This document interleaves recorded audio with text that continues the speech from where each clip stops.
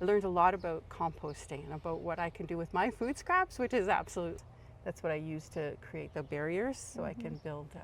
How big you can throw in? I throw them. This one here, I put in a lot of the carbon stuff that comes from the house. I pull up. So when I'm turning over, but for this, I will bury it in a little bit. So just shake it. Namaste everyone.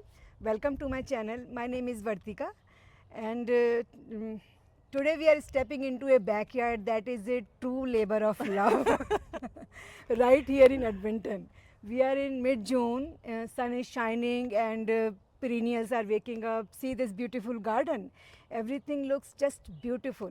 But beneath this green paradise, there is a lot of effort and story going on. Tanya has been working 5 years in this garden. And my friend Tanya is here with me today. And she is on a mission to build a thriving ecosystem. Completely out of the waste, local waste. She doesn't want to buy any bagged soil. She is making this from her kitchen scraps, from neighbor's sleep, etc. Welcome, Tanya. Thank you. This is such a big task that you are diving into. Sure. So tell me more about this. You mentioned that you moved to this place 5 years back and this was covered with lot of landscape fabric, lot of rocks. Tell me, how did it look 5 years back and how did you transition into something today? So when we walked on the property, it was a lot of garden boxes, so just really low to the ground. It looked like it had been gardened for many, many years. There had been garbage piles in the back, so garbage was being buried. Not sure if it was an attempt at composting or something, but there was a lot of like plastic and paper waste and stuff that was in there that couldn't be used. But that all got screened out, and then so the process was to just start pulling everything up and dealing with it. But at the same time, I wanted to garden. So I was trying to garden on top of that too and have like tomatoes and some things for the house. And while they were really successful, like those, once it got cleaned up and the gardens were planted, they were really successful, but it was because I had to buy the dirt, I had to buy the compost, I bought the plants. And so like tomatoes were being very expensive at the end of the day. So I figured this is not sustainable for me. And so the idea was now to start pulling everything up that wasn't beneficial for the space, that wouldn't continue to carry on giving to the space, and moving it out. And then there was, I think, 3 layers of landscape fabric in some places. So there was a lot of work to do. There was a lot of landscape fabric, a lot of stone. So if you look around, there'll be like concrete block and broken concrete and brick and decorative wall building stuff. There is small pebbles and decorative pebbles, and I mean, there was a lot. I think I lost count. It's 7 different kinds of rock treatment for the place. And then also there was a lot of weeds. So this invasive grass had taken over, a lot of thistle and some really hard stuff to deal with that just kept coming back and coming back, which is really disheartening when you start gardening and then all it feels like you're doing is the weeds keep taking over. So I learned about mulching. I'm learning about mulching. I'm learning about creating barriers like with cardboard and things like that. And yeah, so that's where I am. I'm kind of in the middle of this. Yeah, you mentioned about landscape fabric, plastic, lot of rocks, and you are removing all of it and building your own garden. Yeah, and I'm trying to use what I can. Like sometimes I'll put stuff to the curb and say, free, come and get it. But whatever I find, I try to reuse it in some way as it keeps like changing its form. It's constantly changing every year as I like try to build in a natural and food forest type of situation on top of the little gardening stuff that I like to do with flowers and sceneries. Awesome. Okay, so let's talk more about landscape fabric. You mentioned it's everywhere. Everywhere. And it's kind of, it might be overwhelming for you. So how did you take this in small steps? How did you do it? So I have a section that I'm working on right now that I've pulled up just a couple layers of the fabric. I've used my composting and some of the soil that's already there. The soil that's already there, I've been screening and taking out a lot of the roots that are left from the grass, that invasive grass, and the rocks, and separating them into piles, cleaning them and reusing them in different places but it's a really lengthy process of starting off with what you have, separating it and organizing it, and then applying it back in the correct proportions and places that it needs to be. So it's like having in gym class and you had stations that you had to move through for exercise. It's like that. So I constantly have stations around the house that things are moving to and one by one stored in. So one is small space at a time, remove the landscape fabric, remove the rock, dig it, and then put lot of compost like kitchen scraps in there. And it's on a budget. Yeah, that's right. It's like very low budget. It's if you have no money, you need the time. So you mentioned composting. You add compost to your garden beds. Do you directly put the food scraps into your beds, or you have a composting system, dedicated compost system? So so for what I'm doing, which is pulling up landscape fabric throughout the area in sections, what I'm doing is I'm setting up stations where I have a bucket of compost, a bucket of the soil that's been screened, and then I will add in some leaves, litter, a little bit of stuff that hasn't broken down yet to compost level, and I'll mix them all in one wheelbarrow at a time. Wow. Fill buckets with those and then replace it once I've dug up that space, right? So it's a process of building soil, I guess. Now I get it. So you have a garden box. You add the soil, compost and leaf mixed together, and then gives you a moisture retaining. Yeah, it gives me something a little more fluffier and like if you were to look at the soil that's here, the top part is very dry, dusty, rocky. The rocks heat up that soil and really kill a lot of the really good stuff that's in the soil. And then if you dig that up a little bit, it's clay. So it's just this heavy, compact stuff, and it's really hard to get any kind of good drainage in it. So so we will go there and check your see your compost system. But before that, tell me, what all are you planning to plant this year? So I'm learning a bit about permaculture, something that I was really interested in college years. Never thought I'd have a place to practice it, but so I'm going to try it here in this little so spot. How much, like in the university? 4 years, 2 years? 2, yes. 2 years, oh, yeah. wow. 2 years of art. Good. Art and design. But so I'm learning a little bit about food, right? So your food waste and what it can do. So with the MCR program that the city had, I learned a lot about composting and about what I can do with my food scraps, which is absolutely, amazing. It's gold. I feel like when I go around and ask people for their food scraps or their glass clippings, I should be giving them money. But that's what I. So you learned composting during your MCR program. Yes. You did not know about composting before that. Not to that extent. And that was maybe 5 years back. Yeah, that was 3 years. No, I'm back. second year. So that was 2 years ago that the 3 years. composting thing. So 5 years ago was me starting this and failing a lot. And not being able to afford it. So I know there's a thing with the group where it's, if you're about to give up, call me, right? So, and I was about to give up, and then this came into my life, so it restarted that fire, right? Awesome. And I don't feel like it's impossible. But it has to be done in small scope, a little bit at a time, and let it grow. So that MCR program gave you that knowledge of composting. Same with me, I did not know about composting at all. And then I joined the program, I learned about composting, and I was fascinated that I can actually make organic fertilizer from my own kitchen waste. Yeah, and I started it's pretty doing cool. Like, so we barely put out our food scraps bin. I think it goes out once a month. It's just the meat and dairy. Even if there is no room in my compost bin, I have a buckets on the side. I never throw any of my kitchen resources to anywhere. I'm always scared to use like meats and dairy products yet, because I haven't been able to get the heat up yet. So my compost group piles have not been big enough to get that heat up to like kill the bacteria that would be there. But because it's just 2 of you in your house, so you don't produce a lot. So I have to go to neighbors and, and ask for their grass clippings. Just set a dedicated bin for your neighbors. They will stop dumping. That's a great idea, because we need to change some of the stuff in the front, so I should do that. But maybe they'll just put, Anyway, you are grabbing their leaves, like brown leaves, dry grass leaves, clippings, whatever I can get that can be added to it. Sometimes I'll take cardboard if they've got cardboard that's sitting, especially big pieces, because that's what I use to create the barriers, so I can build build these areas that are protected from the grass. Yeah. So we are talking a lot about composting here. Let's go check Yeah, your compost. Go on.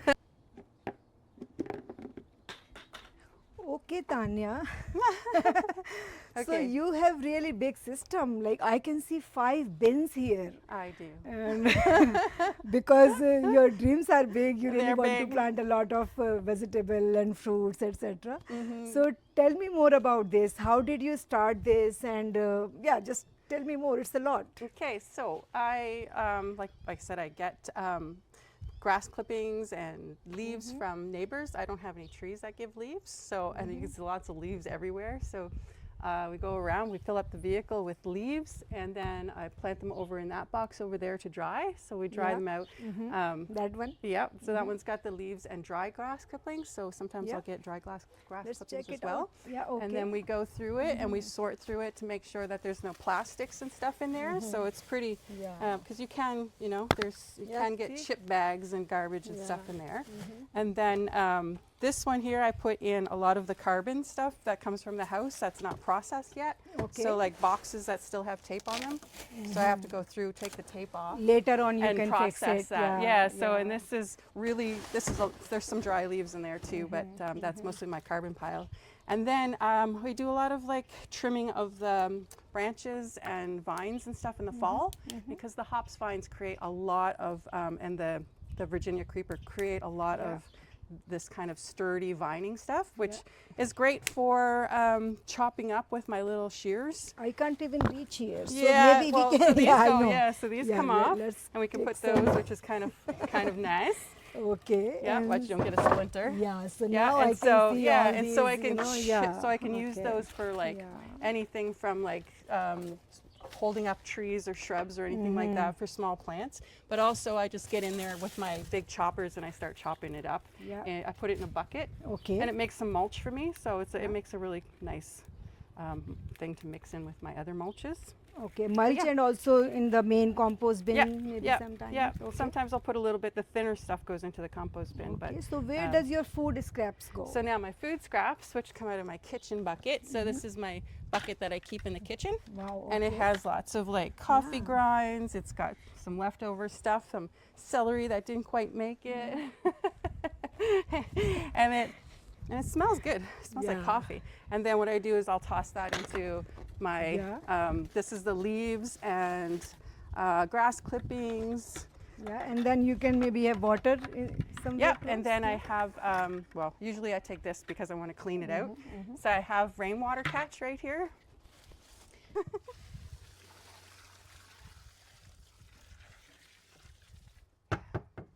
Perfect. Dump So, this. Yeah. yeah. Do you bury it in the grass I do. or okay? Yeah, so because like you really want, I love your garden fork by the thanks, way. it's so, It's brass or what? I don't know, but it's strong, and Yeah. I get it right down in, and I pull up. So when I'm turning over, but for this, I will bury it in a little bit. So just shake it up. Oh my Get gosh. it in there. it's I so love so it. pretty, but then like you really got to get down in there, and it does take me. That's why I have the boards up so high, because I kind of use them for leverage. But this is the thing: if you don't, I want to try my muscles too. Yeah, Can yeah. I just try it? if you don't get in there with the grass clippings, they'll create a mat, and that mat will give you this anaerobic kind of rotting compost. So you really got to get in and scoop that up Yeah, yeah. and like clear It's that up. lovely. Yeah. So Okay. that's the process of that, and then I move this once it starts to really get dark and it starts to break down quite a bit, especially at the bottom. I move it over into this one, onto this side. Okay, again, is this also open?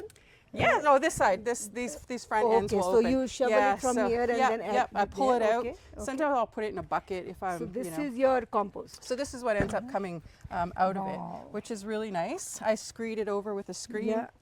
Yeah.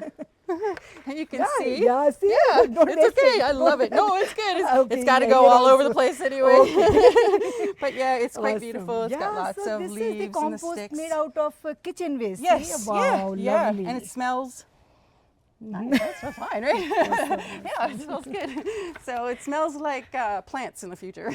Yep. So that's Okay, what. so this that's comes what from this one Yes, after yeah, and complete so- processing. Yes, and this one's pretty much empty right now because I have been building that little permaculture island in the middle of that yard over there. Okay, So okay. yeah, so I've been using lots of compost for my boxes and yeah. So okay, for food scraps, what all you bring from your kitchen? Do you bring So, everything? Yeah, well, coffee filters, tea bags, all the vegetable scraps that I don't use. My dog usually eats the carrots and, Okay. and cucumbers, but so like any kind of like ends of things. And then paper, so toilet paper, tissue paper that we blew our nose in or whatever. Okay, but like yeah, that also yeah, comes so that's about as household as it gets. Like so, yeah. Onion peels and yeah, you Onion, just show all yep. that. Yeah. Yeah, I don't really chop it up either. I just apple core, just throw it in. It's already enough work to. Watermelon rinds, Yep, how big yep. you can throw in? I throw them in pretty big. Yeah. Yeah, I just Because it's but a when I pretty big cut one- system. Yeah. When I cut for serving, they're small anyway, so I don't Smaller. really. Yeah. Yeah. Yep. Okay. So how about chicken, meat, etc. So I dairy? don't put in the meat. I use the green bins from the city, and I put in the dairy, like any old cheese or meats, fish, eggs, eggshell. I put in the city's bins. Eggshell, I'd love to get to a place where, I'm baking them and breaking them down for the soil. Okay. But again, I'm not at that place yet. Like, What do you mean? yeah. Sorry, I didn't get it. So, like, eggshells, what do you do eggshells, with that? so a lot of people will take their eggshells and they'll clean them, they'll bake them, which will kill some of the bacteria, and then they grind them up and put them into, like for tomatoes, they're a really good amendment for tomatoes. But I am not at that level yet. I'm not at that like a smaller, more focused level. I'm kind of at a big level right now where I just want to really try and get some of this soil healthy, and I can start putting in trees, native plants, some berry-giving bushes, and yeah. So that's. So you also add eggshells in here then, right? I you don't. do. So what do you do with eggshells? With the eggshells, when I used to garden in a smaller sort of spaces, I used to bake them, grind them up, and then put them into the soil underneath the tomato root, and it gives some calcium for the tomatoes, so that blossom and rot, things like that. Some of the diseases that come up with tomatoes aren't so prevalent. Yeah. Where does your eggshells go now? In the food scraps bin. Green bin. Yeah, the green bin. Yeah. That's very good actually. I do add to my compost system without washing. Without washing? Yeah, See, this is why community it is so doesn't do important, 'cause anything. you learn more. I have seen people even in same family, husband and wife. Yep. Husband wants to wash the eggshells. Wife says no, it doesn't need to be washed. Okay. So there are some inconsistencies, but I think it is okay to add the eggshells without washing to your compost. Yeah. It's a lot of calcium. Yeah, it is you a are lot of giving calcium. away. I hate throwing. I always look at it, put it Yeah. in the green bin, and wish So, I could yeah, keep it. even if you want to wash it, you can wash it and then add it. Like you Yeah. don't have to. yeah, that's add that's to the the thing. green Yeah, system, that's yeah. probably will happen now. Thanks. Okay. I'm always trying to Yeah, I was figure out how to wondering, get the yeah. heat up in these things, right? So like the heat, when it's up high enough, it will kill off some of those bacteria, so you can like put Yeah, in exactly. some, So I different have not things. seen any problem with eggshells, but I wouldn't add the chicken or No, meat bones yes. or dairy. Yeah, I'm not that kind of. That can composter. attract Yeah. pest, but yeah, eggshells I have not seen any problem. Yeah. And you know what? Eggshell is the main content in my. Is it really? compost. Yes, yeah, we We eat eat a lot of every egg, eggs, yeah, we do because too. we are big family, omelets and all Yep, those things. So Yep. yeah. So that's great. I'll give it a Maybe, try and see. yeah. I mean, there's a lot of stuff in there, so I can't see why eggshells would be the Yeah. thing that makes it or Yeah, breaks and it. that's why you see my compost, it's all white because eggshells take time Yeah. to decompose. Yep. They are still visible Yeah. in processed compost. So yeah. Yeah, Anyway, okay, yeah, that's great. okay. Good to know. Thank you. This is your summer workflow. All that you do, you add the food scraps here and then you harvest your compost. What about winters? Do you keep collecting in winter So time in winter, as yeah, well? I keep collecting and I keep dumping. Okay, in this one, in this Yeah. pile, So I'll okay. keep dumping it in. I don't insulate or anything because I mean I'm not really expecting any of the organisms to live through the winter. It's a little too cold. Yeah. So what ends up happening in the summer is that it can get sludgy in the spring. Yeah, That first yeah. little bit in the spring. So I get in there right away. As soon as Yeah. the ground is a little bit soft, I start taking off the top bit and mixing it with soil. Yeah, So and then okay. just putting it on the ground Also, outside. you take stuff from here and just put it on the soil? and just start building because I need to build Okay. this area too. This Okay. area is very dry. It's mostly all rocky. There was a lot of landscape fabric under this too, and so I think there was 2 layers of stone here, sandwiched between fabric. So once you pulled that up, it really was just clay. So that anything that spills out, anything that can go through, is fine. So we've planted clover here, so Okay. to help with that. Okay, so then nothing is left here Yeah. in winters, and then you start collecting again. Yeah. Yeah. Yeah. So now I used up everything that was in here for the Yeah. winter time. That was over winter.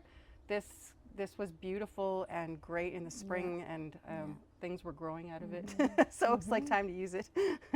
What is this wood? Did you buy it or? Yeah, my husband. I don't know what he does. Cedar or He's something? He's the carpenter. Okay. Yeah. No, it's not cedar. It's just a cheaper way to get it started.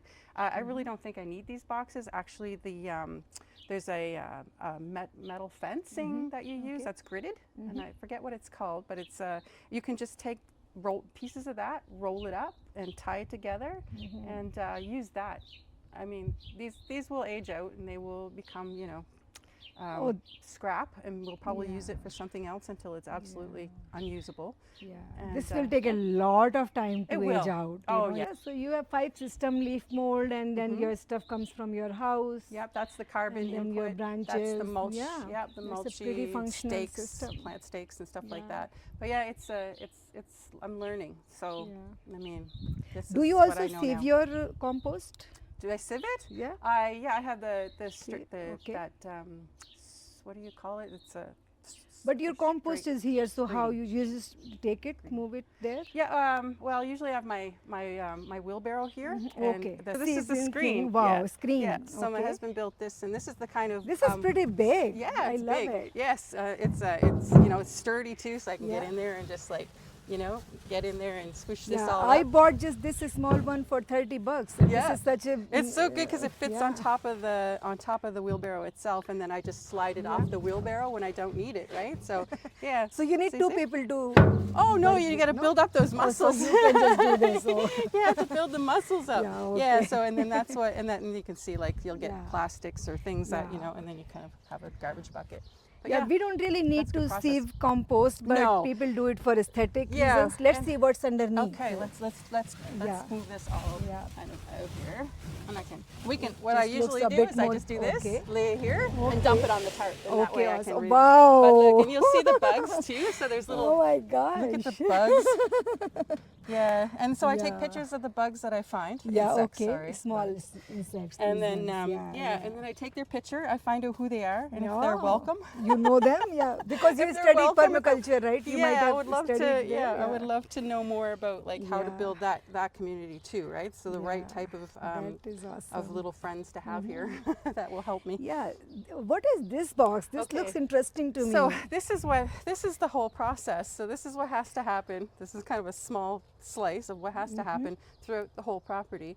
And yeah, this is made of cardboard. it is, and it goes all the way down to the clay, because what I'm trying to do is stop this invasive grass from penetrating my lovely space here with the compost and all the good stuff that's in here. If I don't do that, this is going to be like taking 70% of my time to weed grass. And Yeah. so we're trying to get rid of this invasive grass. And this will break down naturally over time and give this these plants a chance to root Yeah. out, and as I work outwards. So we've got like elderberry, we've got goji berry. Which one is elderberry? So we've got elderberry here, Okay, which is a this one. steak. We've got some, I don't know, we've got some So caragana, this will which become is a big neutral. bush, or Yeah, well, it will be yeah, big you bush? can Okay. trim it to what you need it to Okay. be, and same with this one. He'll Okay. trim it to what it needs to be. It's getting prepared. This area is being prepared for Yeah. apple trees. Okay, So lot of apple trees. Some small, yeah. You said so trees. Two. So 2 apple trees. Usually Okay. you can get like a crab apple that will Okay. help pollinate a bigger apple tree. So you can have a Okay. small apple tree and then a nice big apple tree. Okay, awesome. Yeah, so it's just a matter of planning that out. Yeah. So So this cardboard is creating a barrier Yeah. between your other area and yes, this while I work fertile outwards. area. Yeah. So the next section will be where you're standing. That post is an apple tree. So there's an Okay. apple tree is going to be going in that area. So I have to work outwards this way. I'll take this cardboard and I'll move it, and I'll start building another section with more cardboard and amended soil. Yeah, and then start moving towards the. We've got gooseberries, we've got haskaps. We'll have Saskatchewan or Saskatoon Okay, so we will berries. go there. Before that, you really created a creative sitting area for So yourself. let me tell you what this is. So underneath this, I've put a lot of heavy. I guess they call it hogolka. I think it's a Scandinavian way of creating soil underneath. So underneath this is some of the tree that was taken down. So this is the tree stumps that were taken from the back. So underneath here is a lot of tree branches, compost, and it's building soil underneath so that when I do dig it up and screen it, there'll be some good compost, some Wow. good soil underneath there. So it's here, it's weighted down a little Wow. bit. So Wow. and then I'll move these, and these just keep getting moved around.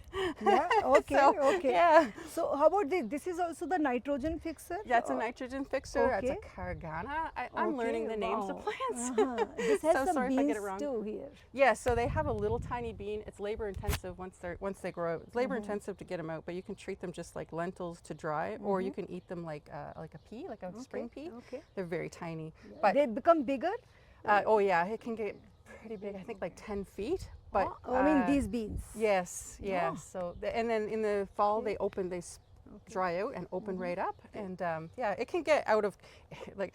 Farmers don't like it because it can get out of control, right? So it's a matter of keeping it under control and trimming it and Tanya's dedication Awesome. Yeah. to revive a completely dead yard is amazing. I love that she is focusing on one small area at a time.